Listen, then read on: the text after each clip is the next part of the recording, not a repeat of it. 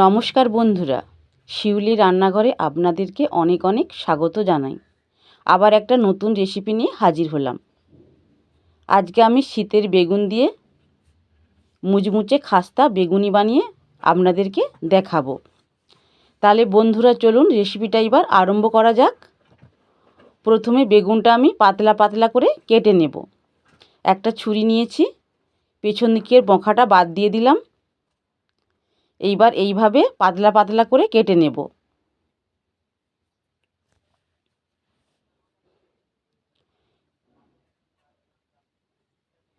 এই মুচমুচে বেগুনি শীতকালে একদম জমে যাবে।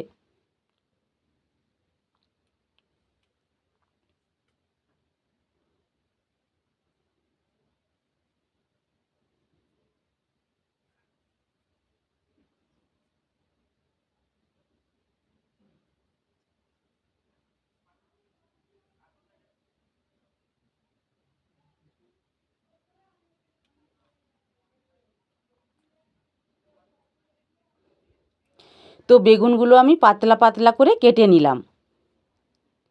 এইবার জল দিয়ে একটু ধুয়ে নেব। দেখছেন বন্ধুরা বেগুনটা কত বড়। এইবার একটা পাত্রের মধ্যে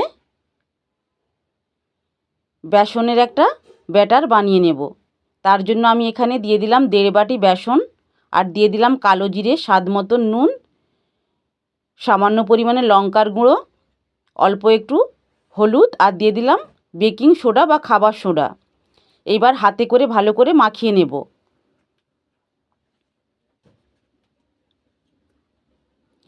অল্প অল্প করে জল দিয়ে মাখিয়ে নেব।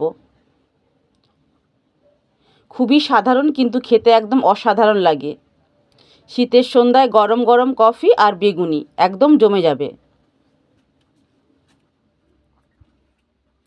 এইভাবে হাতে করে একটু ভালোভাবে ফেটিয়ে নিতে হবে।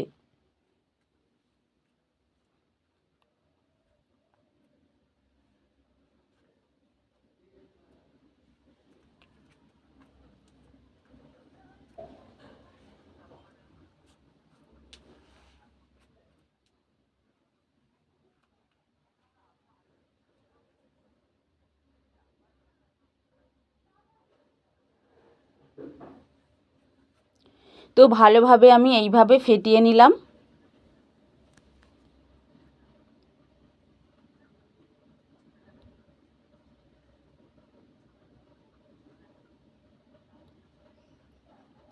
আমি এই রকম ঘনত্বের করে নিয়েছি।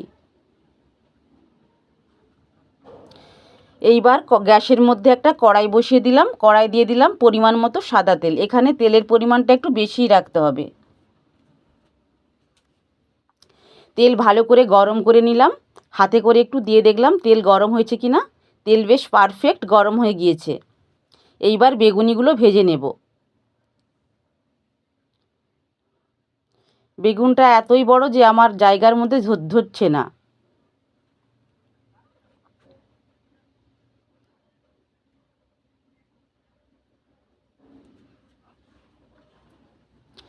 গরম তেলের মধ্যে দিয়ে দিলাম। উপর থেকে হালকাভাবে এইভাবে গরম তেল দিয়ে দেব।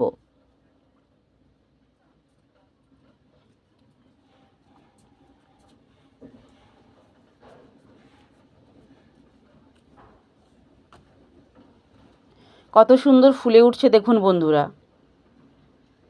কতটা পারফেক্ট। এইবার পরের পিসটা উল্টে দিলাম।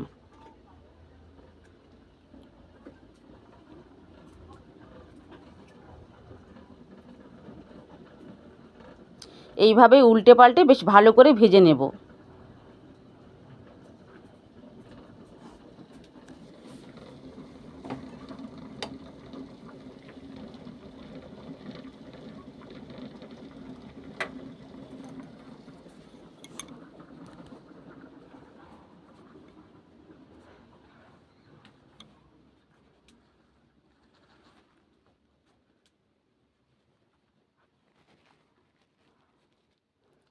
বেগুনটা বড়োর জন্য আমি এখানে একটা করেই বেগুনি ভেজে নিচ্ছি।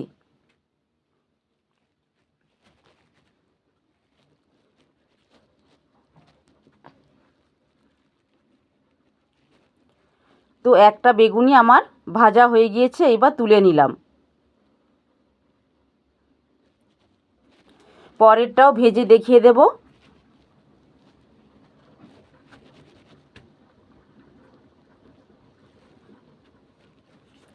আবার বেসনের গোলার মধ্যে বেগুনটা দিয়ে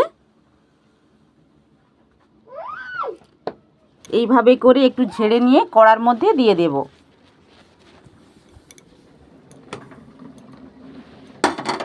উপর থেকে হালকা করে তেল ছড়িয়ে দিলাম।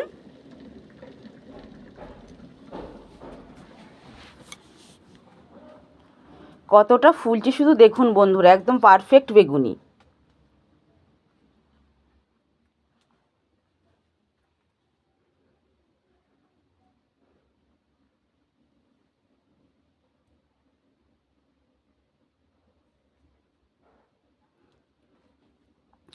তো উল্টে পাল্টে ভালোভাবে ভেজে নিলাম, এবার তুলে নিলাম।